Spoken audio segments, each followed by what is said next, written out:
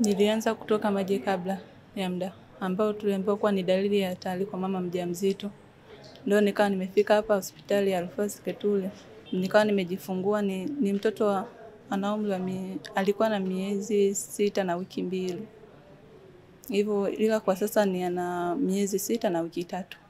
Tumepata sana wimbi kubwa la watoto njiti katika miaka ya karibuni. Watoto ambao tunawapata kwa mwezi, idadi kwa ujumla pasipo kuwagawa kwa makundi, waga wanafika 150 hadi 200. Ila pia wenye changamoto mbalimbali, lakini kundi kubwa la watoto njiti tunaweza tukapata watoto 70 mpaka 90 katika watoto hao. Kwa ni idadi kubwa kidogo.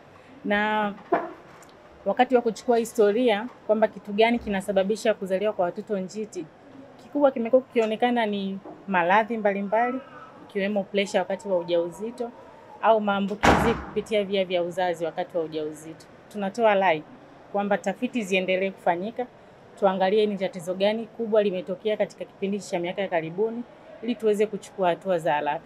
Kama tunavyojua, watoto njiti ni watoto wanaozaliwa kabla ya muda, kabla ya wiki 37. Kwa hiyo unakuta viungo vyao vinakuwa havijakamilika kwa wakati. Kwa hiyo wanapata changamoto kukutana na mazingira mageni huko viungo vyao vikiwa bado havijakamilika. Kwa moja ya hatua za haraka ambazo wanatakiwa wafanyiwe katika utunzaji wake ni kumweka katika kangaroo mother care. Kupractice kangaroo mother care kutumia kanga inafanya ngumu sana kufanya hiyo activity kwa masaa 8 mpaka 24, sababu WHO wamesema lazima mama practice kangaroo mother care kuanzia masaa 8 mpaka 24. Kutumia hizo njia zingine traditional kanga, mataulo, blanket inakuwa ngumu. Sasa pia kuna kazi zingine unakuwa huwezi kufanya. Unakuwa kazi ni hiyo tu. Sasa kutumia kibebeo chetu unaweza practice kwa muda huo mrefu. Na pia kuna cases za mama inabidi ale upande mmoja, ale kuangalia juu, kwa sababu mtoto anaweza akaslide upande huu na huu.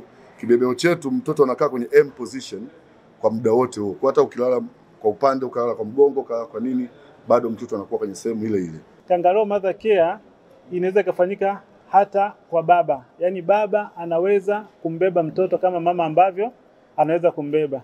Lengo la hapa tunataka ni skin to skin contact, yani mguso wa ngozi kwa ngozi kati ya mama na mtoto au baba na mtoto.